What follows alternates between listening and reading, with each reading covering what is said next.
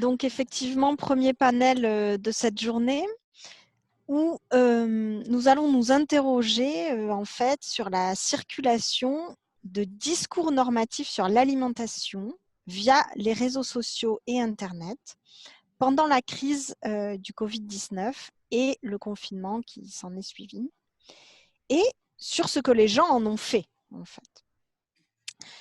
Donc, à partir de 2 exemples ethnographiques, l'un au Maroc, enfin, d'abord en Malaisie, puis l'autre au Maroc, nous allons voir comment, eh bien, d'une part, d'un point de vue méthodologique, la crise du Covid a modifié la façon de travailler des chercheurs aussi, en les faisant basculer vers ce qu'on appelle aujourd'hui la netnographie, c'est-à-dire l'ethnographie du contenu Internet. Et d'autre part, donc là, si on est plus dans un domaine analytique, nous allons voir comment la crise du Covid a entraîné par le rapport à l'alimentation, compris dans le rapport au corps, à la santé et à l'idéal de beauté, donc l'émergence de ces nouveaux modèles qui contribuent en fait à réinterroger les relations de genre. Alors, dans quelle mesure l'alimentation au temps du Covid peut-elle être perçue comme un lieu de réinterprétation des rapports de genre propres à l'espace social urbain? Donc, pour répondre à cette interrogation, il y aura deux communications. Et je laisse d'abord la parole à Élise Mognard et Anindita Dasgupta, chercheuses à la Taylor's University de Kuala Lumpur en Malaisie, pour une communication qui s'intitule COVID Lockdown in Malaysia, a lens on the changing gender relations within foodways. Voilà, je vous laisse la parole. Merci. Thank you very much, Audrey. Good day to all of you and thank you very much. Bonjour, merci beaucoup Audrey, merci à toute l'équipe de Manger en ville pour l'organisation de ce colloque en ville, et puis merci pour tous les efforts que vous avez faits pour que cette réunion ait pu avoir lieu.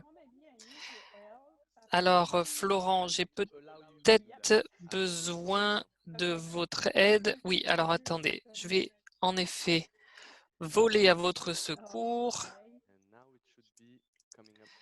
Et là, votre présentation devrait s'afficher.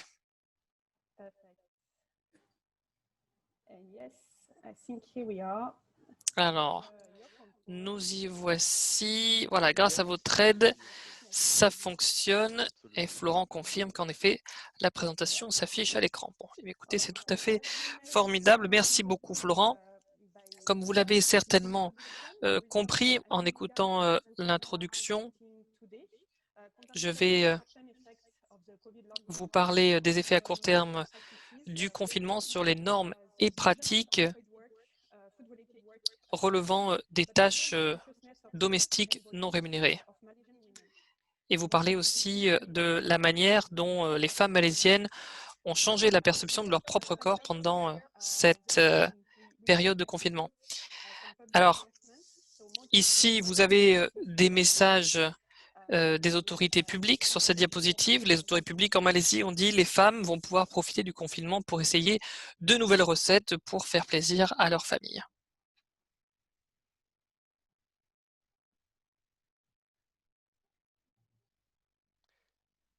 Bonjour à tous, je crois que nous avons un tout petit problème, nous avons perdu momentanément Élise. We have lost you, Elise, for 1 second, but now you are back. If you could share your screen again. Alors, Élise est de retour. Je vais vous demander d'afficher votre présentation à nouveau. Et oui, je pense qu'on est tous confrontés au même problème, nous dit Élise. Et comme vous avez été coupé, je vais peut-être vous demander de parler un peu moins rapidement pour nos interprètes. Merci. Comme certains d'entre vous ne connaissent pas la Malaisie, je vais vous faire la présentation, je vais vous faire une vue d'ensemble du contexte de recherche en Malaisie et vous parler de la situation pendant le confinement. Ensuite, on parlera du cadre de recherche. Ma collègue Anindita vous en parlera, vous parlera aussi de la méthode et ça recoupera ce que nous disait Audrey avec la ethnographie.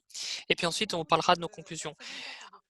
Ensuite, pour terminer, je ferai un petit mot de clôture. Voilà, je vais partager avec vous quelques chiffres sur la Malaisie. Alors, si les diapositives veulent bien m'obéir. I think Elise at the bottom, yes, now we can see. Élise, je pense que sur le bas, voilà, le bas de votre écran, vous devriez pouvoir faire défiler les diapositives. Alors, la Malaisie, sur la gauche, vous devez pouvoir voir, voilà, donc un plan, une carte. Alors, c'est une société en Malaisie qui est une monarchie institutionnelle avec différents groupes religieux, avec deux territoires bien isolés qu'on observe sur la carte ici. Il y a 69,3% de Bumipuera et vous les avez en bleu sur le graphique au centre, 20% de Chinois et 7% d'Indiens. L'islam est la religion majoritaire, même si évidemment il y a beaucoup d'autres religions, le christianisme, sikhisme, bouddhisme, entre autres. Depuis le lancement des nouvelles politiques économiques dans les années 70, la société malaisienne a changé, elle s'est industrialisée, urbanisée très rapidement, ce qui a transformé le rôle et le statut social des femmes, mais ça j'y reviendrai dans un instant. Pour l'instant, j'aimerais clôturer cette introduction en vous disant que 56% des femmes malaisiennes participent au marché du travail formel.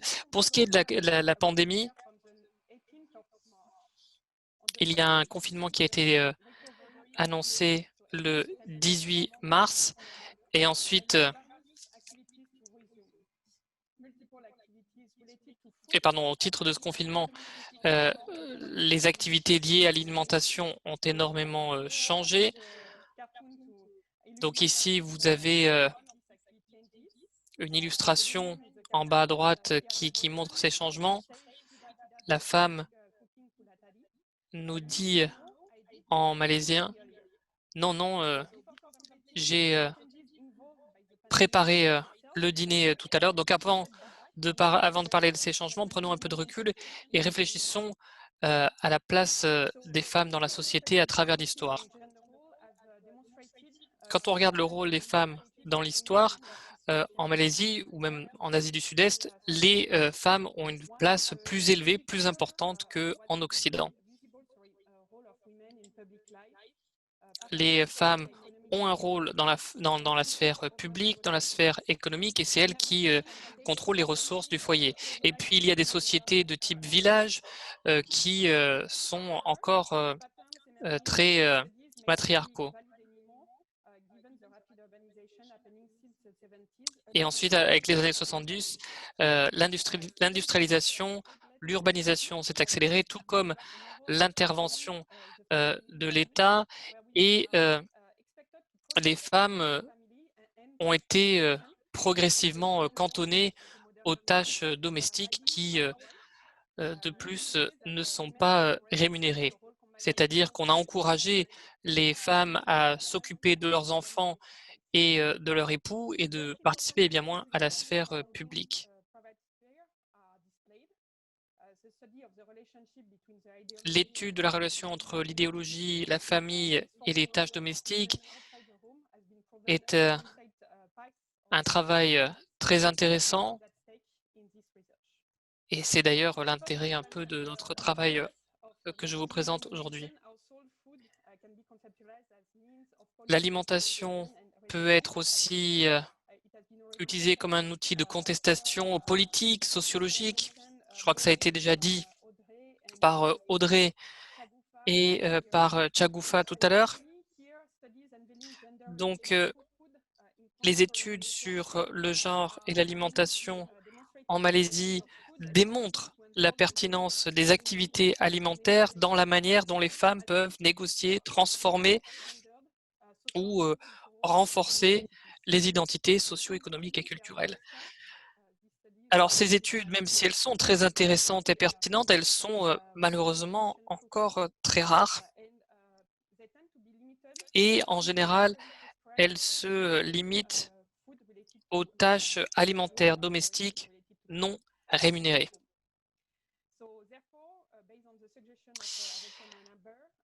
Par conséquent, nous avons décidé de mener ce travail de recherche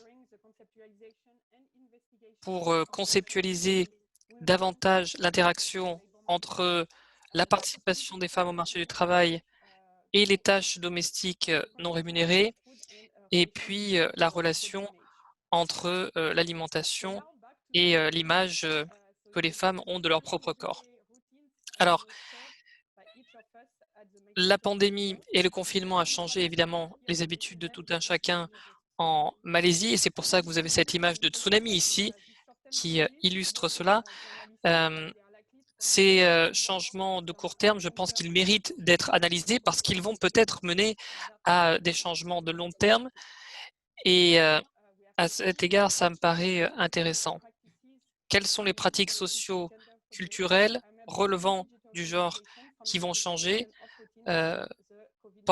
qui ont changé pendant le confinement, et dans quelle mesure est-ce que le numérique a participé à ça? Je vais donner la parole à ma collègue. Alors, on a utilisé la netnographie pour cette partie-là de notre travail. La netnographie, c'est une méthode qui permet d'évaluer des faits sociaux à distance. Donc, ça a été très utile pendant la période mars à mai 2020 en Malaisie, pendant le confinement. Et Internet, c'était le seul espace, en quelque sorte, où les uns et les autres pouvaient s'exprimer. Donc, ça a été pour nous un domaine où on s'est naturellement, auquel on s'est naturellement intéressé. Et les réseaux sociaux nous ont permis d'avoir des témoignages et nous ont permis de mieux comprendre le contexte dans lequel les femmes malaisiennes évoluaient pendant le confinement. On a pu voir ce que les unes et les autres souhaitaient partager de leur quotidien en confinement. Donc d'abord, Élise et moi avons analysé les messages des autorités publiques ou les différentes agences publiques qui ont été diffusées sur les réseaux sociaux pour aider les femmes à gérer le quotidien pendant la période de confinement. Et puis ensuite, on a analysé le Facebook de 5 femmes malaisiennes, toutes vivant dans la capitale de Kuala Lumpur, pour voir ce qu'elles décidaient de partager de leurs 6 semaines de confinement. Et quelle est la réalité qui est ressortie de tout ça et dans quelle mesure est-ce que ça départit des attentes des autorités publiques? C'était ça la question. Alors tout ça, ça a été rendu public, sauf une partie de l'épreuve pour des raisons d'autorisation et de consentement. Donc, en octobre 2018, le gouvernement a décidé de mettre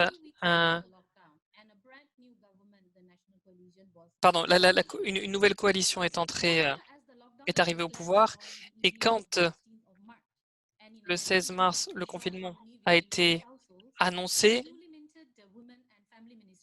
le nouveau ministère de la Famille et des Femmes a dressé une liste de recommandations pour les femmes pour les aider à gérer leur ménage pendant la période de confinement. Donc, beaucoup des termes utilisés par les législateurs dans leur message public étaient un message ou des termes très genrés et qui reflètent les valeurs familiales qui sont celles de la classe politique en Malaisie.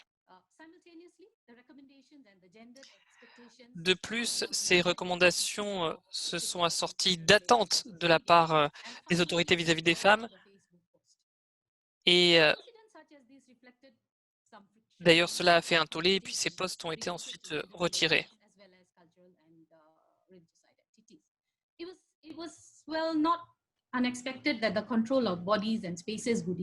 Alors évidemment, on savait bien à un moment donné que ce genre de message serait envoyé aux femmes et c'est vrai que tous dans notre corps, dans nos habitudes, on a été atteints dans nos libertés pour éviter la propagation du virus. Mais nous, on a décidé de s'intéresser aux questions de genre plus particulièrement. Alors, parlons maintenant du quotidien des femmes et des hommes pendant le confinement qui a été bouleversé. En tout cas, c'est ce qui est ressorti de notre étude.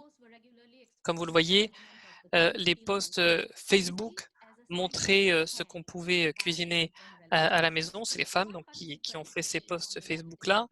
Et une participante à gauche ici montrait les frontières floues qui existent entre le travail à la maison et puis le télétravail, donc les tâches domestiques et puis le télétravail. Et elle nous dit dans le post qu'elle a participé à des réunions, elle a fait à manger 2 fois par jour et elle s'est occupée des enfants. Les femmes ont été très soutenues par leur famille, par leurs proches qui les ont aidées à, par exemple, partager des ingrédients pour éviter qu'elles aient besoin de faire les courses.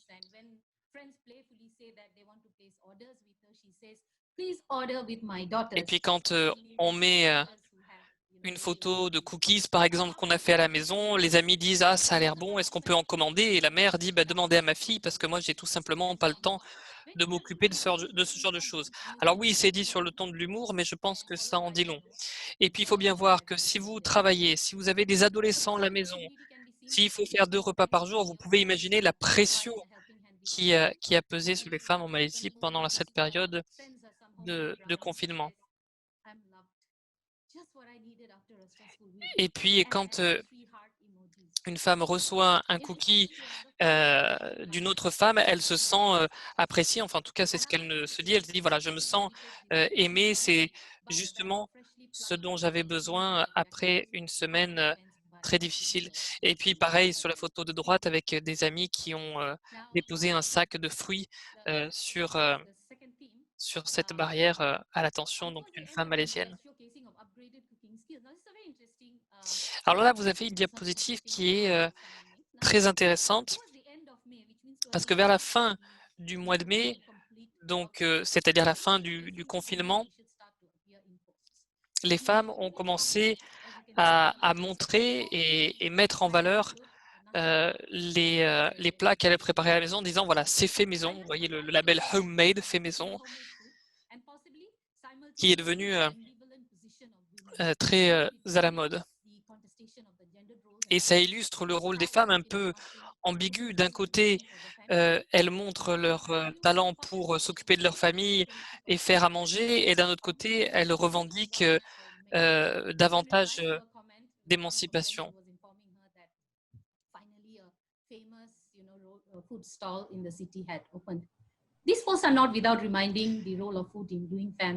Donc voilà l'importance du rôle de l'alimentation dans le quotidien et puis même dans certains combats, dans certaines luttes. Montrer ce qu'on fait à la maison, ça a commencé dès le début du confinement.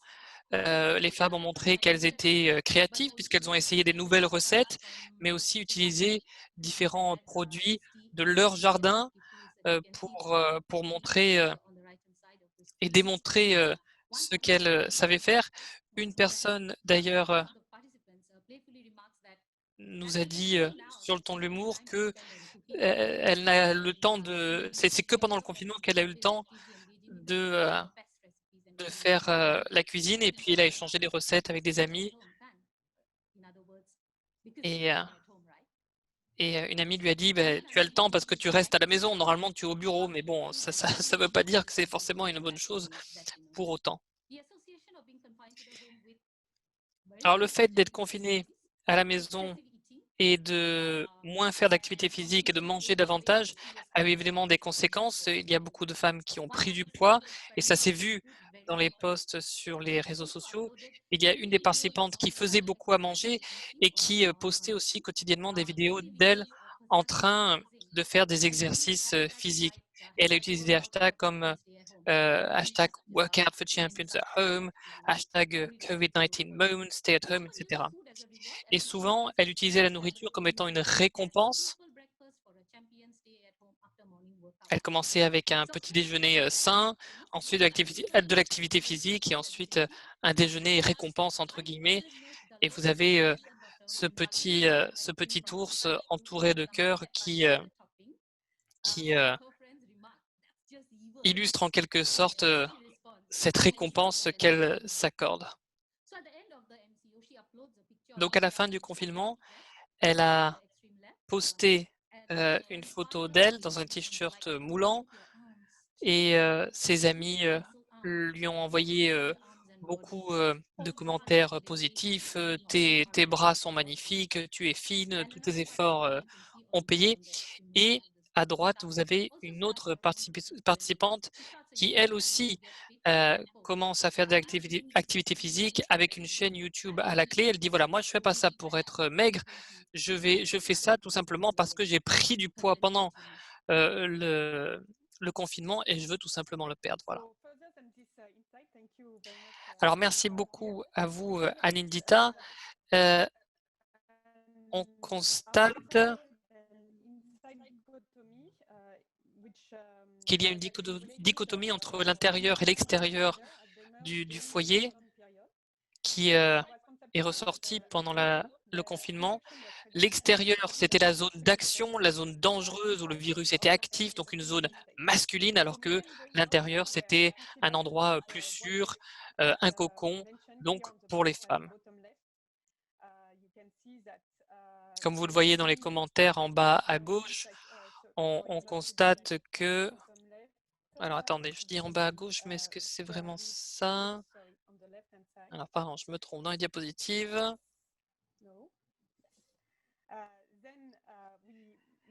Oui, alors en bas à gauche, on constate qu'une des participantes à qui on a demandé pourquoi vous n'êtes pas allé faire les courses avec votre mari, elle a répondu je n'y vais pas parce que j'ai peur du virus. Donc l'intérieur et l'extérieur a été reconfiguré en quelque sorte et les rôles genrés ont changé. On a formulé une injonction de la part de l'autorité publique aux femmes pour qu'elles restent à la maison et on leur a dit c'est une bonne chose, vous allez avoir davantage de temps à la maison pour essayer de nouvelles recettes pour faire plaisir à votre famille. C'est d'ailleurs le titre de notre présentation. Et pendant ce temps-là, le chef de famille, donc l'homme, peut aller faire des courses pour aller acheter à manger, des médicaments, etc.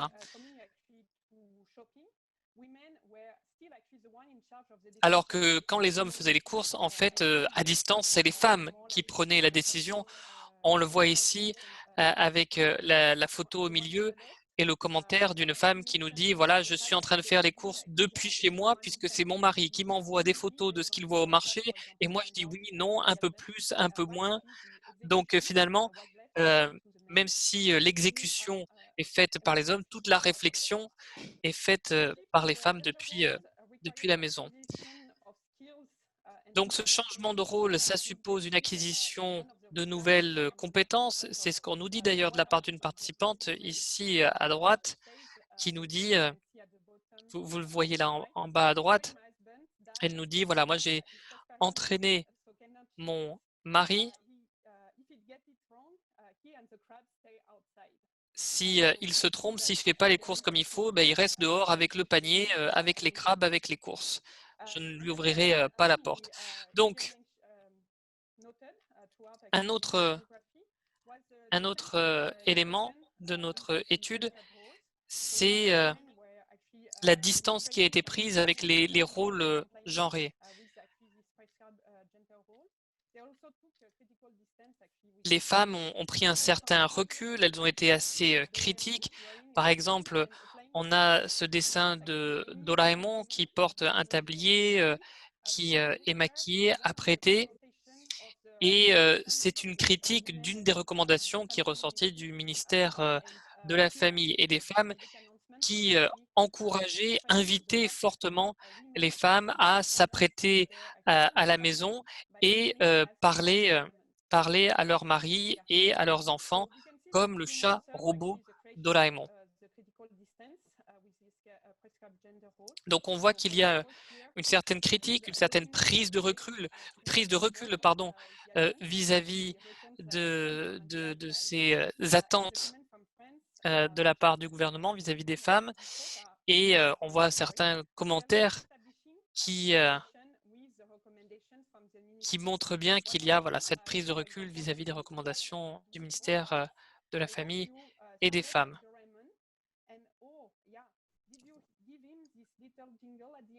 D'ailleurs, avec des commentaires qui disent: est-ce que tu as parlé avec la même voix de robot de Doraemon? Est-ce que tu as fait la petite chanson à la fin comme dans le dessin animé, etc., etc. Donc on voit qu'il y a beaucoup de recul qui a été pris et pas mal de critiques qui ont été émises vis-à-vis des recommandations. Alors, ici, vous avez une idée de l'impact du Covid-19 sur le rôle des femmes et puis sur les attentes formulées aussi vis-à-vis des femmes et puis aussi la charge mentale qui pèse beaucoup plus sur les femmes que sur les hommes. Et l'étude conceptualise une discrimination qui est faite vis-à-vis des femmes et avec une répartition inéquitable des tâches domestiques alimentaires. Donc la sphère domestique est un lieu de résistance, est un lieu de conquête pour les femmes en Malaisie. Elles peuvent se servir à cet égard des réseaux sociaux pour pouvoir faire le pont entre la sphère domestique et donc privée et la sphère publique. Et on est en train d'observer que les femmes sont en train de se détacher des injonctions qui leur sont faites par les institutions telles que le ministère de la Famille et des Femmes. Donc 2 points pour conclure. Les femmes se sont émancipées parce qu'elles représentent des revenus importants pour la famille et puis elles font beaucoup de tâches domestiques non rémunérées qui sont néanmoins importantes et beaucoup de personnes s'en sont aperçues pendant le confinement. Et puis, il y a une reconfiguration de l'intérieur et de l'extérieur, c'est-à-dire les hommes ont en effet fait les courses, mais parfois à la maison, ils ont aussi un peu fait la cuisine. Donc ça peut aussi donner lieu à des changements sur le plus long terme. Dans l'ensemble, il semble que la répartition du travail à la maison pourrait changer avec un partage de compétences en quelque sorte pour que les femmes ne soient pas les seules à faire la cuisine, que les hommes puissent aussi à l'occasion rendre service. Et alors que nous sommes maintenant sortis en Malaisie de ce confinement, on observe que certains changements ont perduré et que les maris aident davantage à faire les courses, préparer à manger, etc. Par ailleurs,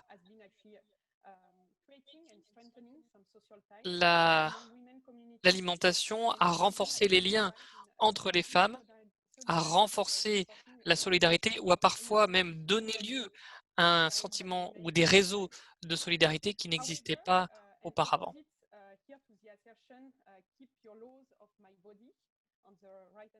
Alors, vous avez le slogan « Keep your laws off my body ». On constate que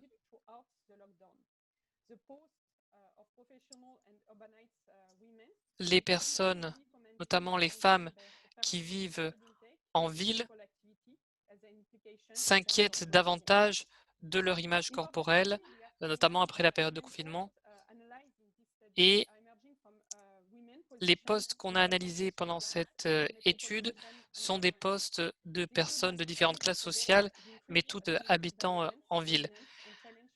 Il ne faut pas oublier qu'il y a des violences domestiques, évidemment, et que les femmes ont été les victimes pendant le confinement, mais on ne s'y est pas intéressé au cours de notre étude.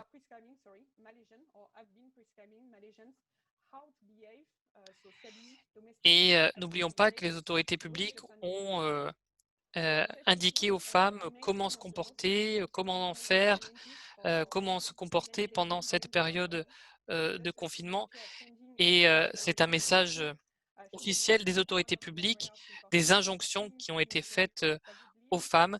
Donc ça, c'est quelque chose qu'on voulait faire sortir, le fait que ces messages-là, ils ont été adressés aux femmes et aucun message de cette sorte-là n'a été adressé aux hommes. Voilà, sur cette note, un grand merci à vous et je serai ravi d'échanger avec vous un peu plus tard.